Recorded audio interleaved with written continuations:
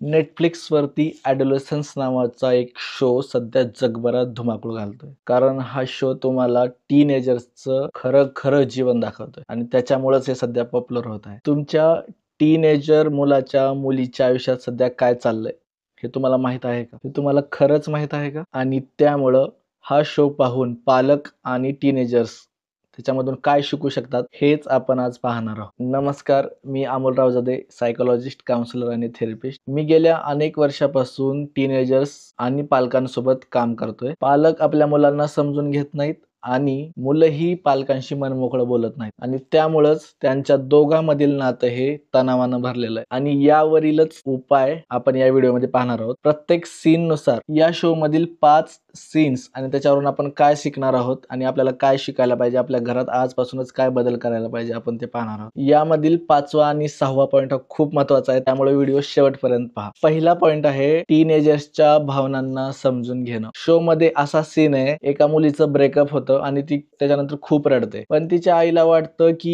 ही तर काय साधी गोष्ट आहे, छोटी गोष्ट आहे, किती लहानशी गोष्ट आहे, पण हे आईच्या एक्सपिरियन्स वरून असतं, त्यांना तसं वाटत असतं. पण ही मुलीच्या आयुष्यात पहिल्यांदा घडलेलं असेल, त्याच्यामुळे ही तिच्यासाठी खूप मोठी गोष्ट आहे आणि त्याच्यामुळं या शो मध्ये मुलीचा आणि आईचा हा संवाद कमी होतो. यामधून काय शिकायचं आहे आपल्याला? आपल्याप्रमाणेच टीनेजर्स पण खूप साऱ्या दबावाखाली असतात. अभ्यास आहे, मित्र आहे, त्यांचं प्रेम आहे, समाज आहे आणि टेन्शन, तणाव सुद्धा आहे. त्यांना लगेच समजून सांगण्याऐवजी त्यांची बाजू ऐकून घ्या. अगदी लहानात लहान काही गोष्टी असतील तरी त्यांच्यावर परिणाम होऊ शकतो हे लक्षात घ्या आणि यामधून हे शिका, आपल्याला ज्या गोष्टी लहान वाटतात त्या टीनेजरसाठी खूप मोठे असू शकतात. त्यांना जज न करता ऐकून घ्या. सेकंड आहे सोशल मीडिया आणि मानसिक आरोग्यावर त्याचा परिणाम. शो मध्ये असा सीन आहे की एक मुलगा इंस्टाग्राम स्क्रोल करत असतो आणि तो परफेक्ट दिसणाऱ्या मुलींकडं म्हणजे जे काही येणार आहे त्यांच्याकडे बघतो आणि तो स्वतःला असं समजतो की मी परफेक्ट नाहीये, मी काहीच नाहीये यांच्या पुढं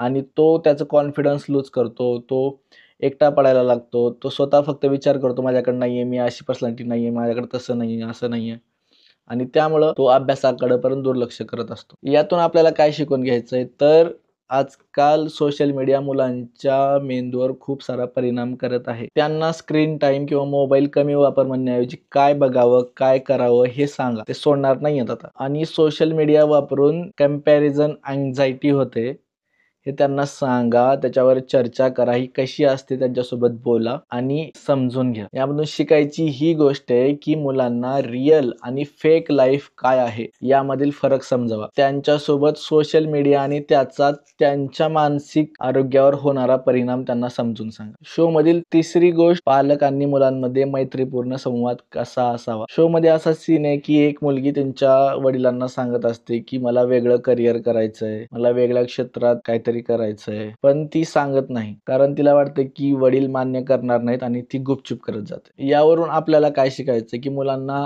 आज्ञा देण्यापेक्षा त्यांच्यासोबत गप्पा मारा, ते हळूहळू खुलतील. त्यांच्यावर उगाच ओरडण्यापेक्षा त्यांना शांतपणे समजून घ्या. जर मुलं काही चुका करत असतील तर घरात भीतीचं वातावरण निर्माण करू नका. त्यांना असं वाटलं पाहिजे की घरात कोणतरी समजून घेतंय. डिसिजन पुढचा असेल पण समजून घेणारे माणसं अगोदर पाहिजे. शिकवण काय आहे? पालकांनी खुल्या मनानं मुलांना ऐकलं पाहिजे आणि त्यामुळेच त्यांच्यामध्ये विश्वास निर्माण होतो. या शो मधील चौथी टिप आहे, टीनेजर्सना आत्मनिर्भर बनवा. काय होतंय, एक मुलगा स्वतःच पैसे कमवायला चालू करतो, टीनेजर्स असलेला, आणि त्याचे आई वडील असे म्हणतात की तुला गरज नाहीये पैसे कमवायची, तू सध्या अभ्यासावर लक्ष दे, तू ह्या गोष्टी करू नको, त्या गोष्टी तुझ्यासाठी नाहीयेत. आणि तो अशामुळं की ह्या गोष्टी सोडून देतो आणि तो स्वावलंबी होण्याऐवजी हा आई वडिलांवरच डिपेंडंट राहतो. यामध्ये शिकण्यासारखी गोष्ट, पालक म्हणून मुलांना प्रत्येक वेळी वाचवायची गरज नाहीये. त्यांना स्वतःचे निर्णय घेऊ द्या आणि त्यांना शिकू द्या. मुलांना आर्थिक जबाबदारी, वेळेचे नियोजन आणि स्वतःचे प्रश्न सोडवण्याची सवय लावा. यातून काय शिकायचं की मुलांना स्वतःचे निर्णय घेऊ द्या आणि त्यातून त्यांना शिकू द्या. 5वं आणि खूप इम्पॉर्टंट, मुलांचे स्वप्न समजून घ्या आणि त्यांना सपोर्ट करा. सीन असा आहे की एक मुलगा कंटेंट क्रिएटर बनायचा प्रयत्न करत असतो पण त्याचे पालक त्याला जबरदस्तीनं इंजिनिअरिंगला पाठवतात. पण तो